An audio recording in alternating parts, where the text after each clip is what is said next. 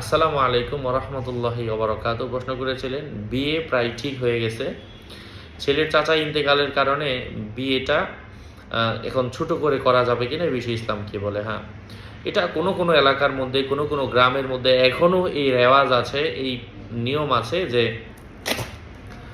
আহ, যদি ছেলের যারই হোক, মানে আত্মীয় স্বজন মারা গেলে 40 দিন ওই ফ্যামিলির, ওই গোষ্ঠীর কেউ ঘর থেকে বের হবে না। ওই গ্রাম, ওই ফ্যামিলির বিশেষ করে ঘর থেকে কেউ বের হবে না। এই নিয়মগুলো গ্রামের কোথাও কোথাও পালন করেন। আসলে এগুলোর কোনো ভিত্তি কোরআন হাদিসের কোথাও নাই, এগুলো হিন্দুয়ানি প্রথা। আল্লাহ পাক এগুলো থেকে বের হওয়ার তৌফিক দান করেন।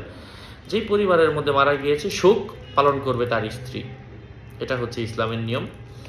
আর এই জন্য আপনি বিয়ে এখন বড় করেও করতে পারেন, ছোট করেও করতে পারেন, আপনাদের ব্যক্তিগত বিষয়। তবে যেহেতু ছেলের পরিবারে একজন মারা গিয়েছে, তাদের পরিবারের শোক, এই জন্য ছোট করে করা যেতে পারে, অসুবিধা নাই। আসসালামু আলাইকুম।